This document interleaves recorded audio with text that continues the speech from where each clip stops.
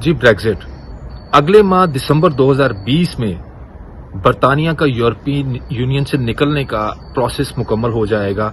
یہ خبر جہاں پر بہت سارے لوگوں کے لیے دکھ کا باعث بنی ہے، اس کے ساتھ ساتھ پاکستان اور پاکستانی دیگر ممالک میں، پاکستان جیسے دیگر ترقی پذیر ممالک میں رہنے والے بہت سارے افراد کے لیے اچھی اور خوشائند خبر بھی آئی ہے.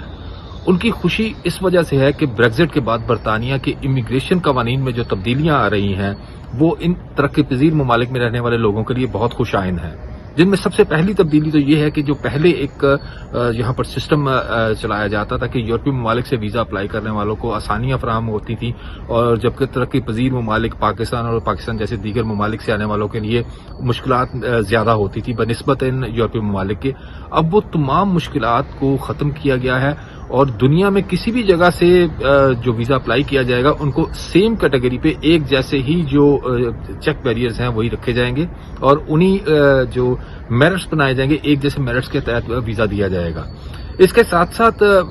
جو اب نئے امیگریشن قوانین آ رہے ہیں جن کے بارے میں بتایا جا رہا ہے کہ بہت اچھی تبدیلیاں آ رہی ہیں، ان میں اسٹوڈنٹ ویزوں کا اجرا، اور اسٹوڈنٹ ویزوں کے اجرا پہ جو پہلے پابندیاں ساتھ میں لگ چکی تھی کہ پوسٹ اسٹڈی ورک یعنی کہ ڈگریاں حاصل کرنے کے بعد جو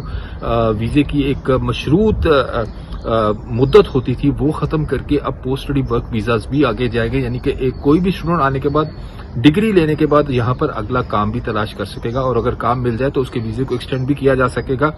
اور اسی طرح ہی اس کے ویزے کے ایکسٹینشن کے ساتھ اس کی اگلی جو یہاں پہ اس کا قیام کا دورانیہ وہ بڑھ بھی سکتا ہے. اس کے ساتھ ساتھ جو اسکلڈ ورکر کی جو پوائنٹ بیس سسٹم اور اسکلڈ ورکرز کی آ رہی ہیں ویزا امیگریشن میں پالیسی میں تبدیلیاں، اس میں یہ ہے کہ اب دوبارہ سے دنیا بھر میں رہنے والے ایسے افراد، ہنرمند افراد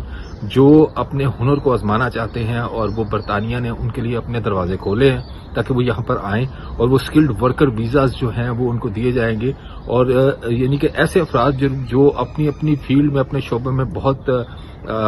ہنرمند ہیں اور بہت تجربہ رکھتے ہیں، وہ یہاں پر ان کمپنیز میں نوکری اپلائی کر سکتے ہیں، اور جو ان کے شعبہ جات سے متعلق ہیں، اور وہ ان کی کمپنیاں انہیں اسپانسر کر کے انہیں ویزا دے سکتی ہیں، اور وہ اپنے ورک پرمٹ پر بھی دوبارہ یہاں پر آ سکتے ہیں. ان کا اجرا بھی کیا جا رہا ہے. یہ کچھ ایسی تبدیلیاں ہیں جو ابھی تک مین سٹریم نظر آ رہی ہیں، جس کا فائدہ پاکستان اور پاکستان جیسے ترقی پذیر ممالک میں رہنے والے طلباء اور ہنرمند افراد کو براہ راست ہوگا، یعنی کہ اب ان کے لیے وہ رکاوٹیں ختم ہو رہی ہیں اور برطانیہ اپنے دروازے کھول رہا ہے. اس حوالے سے ہمارے ساتھ یہاں پر موجود ہیں بیرسٹر ارمان اسلم. ہم ان سے بات کرتے ہیں، وہ ہمارے ناظرین کو بتاتے ہیں کہ یہ جو امیگریشن پالیسیز ہیں، یہ قوانین میں تبدیلیاں ہیں، ان کا کیا فائدہ ہے اور یہ کس طرح آگے عمل پیرا ہونے جا رہی ہیں. جی بالکل، دسمبر کے اینڈ میں، اس سال کے اینڈ میں یہ ایکسپیکٹڈ ہے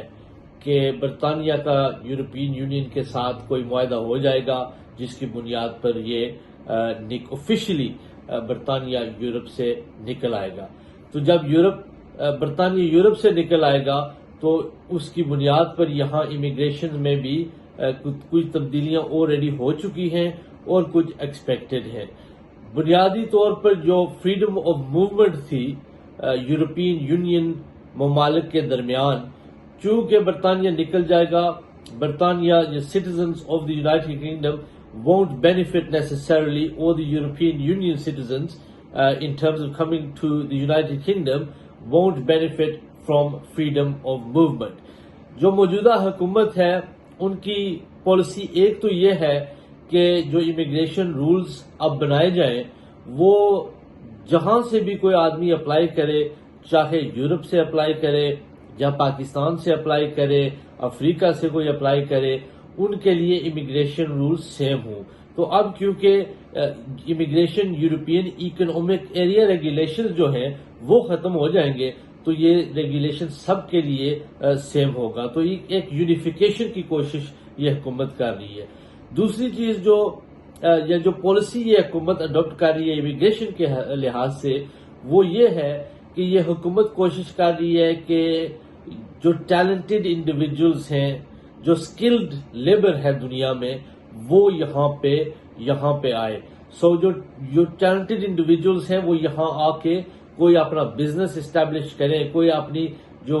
کسی چیز کو ایجاد کرے اور یہاں پہ آ کے اس کو پروموٹ کریں اور مارکیٹ کریں، وہ یہاں سے ایک بزنس چلائیں. اسی وجہ سے کافی مہینے پہلے ایک start up visa, innovator visa اس حکومت نے لانچ کیا تھا، اس کی بنیادی وجہ یہی تھی کہ جو ٹیلنٹ ہے باہر، جو لوگ انوویٹ کرنا چاہتے ہیں، کوئی پروڈکٹ انوویٹ کرنا چاہتے ہیں، کوئی ٹیکنالوجی کے لحاظ سے کوئی ایڈوانسمنٹ، کوئی چیز لانچ کرنا چاہتے ہیں، وہ یہاں آ کے اپنے آپ کو اسٹیبلش کر سکیں. So the focus is now on skills and those people that can contribute to the United Kingdom and contribute positively here to the United Kingdom. جو پوائنٹس بیس سسٹم تھے، جس طرح اسٹوڈنٹ ویزا ہے یا work permit کا visa ہے، ان میں بھی تبدیلیاں تھوڑی سی لائی گئی ہے. جو پوائنٹس بیس سسٹم ہوتے ہیں یہ کافی کمپلیکیٹڈ ہوتے ہیں، کیونکہ آپ کو ایک ریکوائرمنٹ نہیں بلکہ وہ 3-4 ریکوائرمنٹس ہوتی ہیں جو ایک ایپلیکنٹ کو فلفل کرنی پڑتی ہیں. لیکن جو تھوڑی چینجز جو ریلیونٹ ہے میں سمجھتا ہوں آج وہ مینشن کر دوں. وہ ایک تو یہ ہے کہ ایک ٹیئر 2 کیٹیگری جو پہلے تھی وہ ختم ہو گئی ہے، اور اب ایک اسکلڈ ورکر روٹ لانچ کیا گیا ہے. اور اسکلڈ ورکر روٹ کے ذریعے یہاں پہ اگر آپ کے پاس کوئی امپلائمنٹ کی آفر ہے تو، اور اس سیلری کی کرائٹیریا جو ہے ہوم آفس میں وہ میٹ کر رہے ہوں آپ، تو آپ یہاں آ کے کام کر سکتے ہیں. سو وہ ایک انہوں نے، کیونکہ پہلے اس کے وہ جو سیلری تھی وہ کافی ہائی تھی، اب اس پہ تھوڑی سی ایک ریڈکشن آئی ہے، جس کی وجہ سے یہ کہا جا سکتا ہے کہ اس میں تھوڑی سی فلیکسیبلٹی آئی ہے. لیکن یہ یاد رہنا چاہیے کہ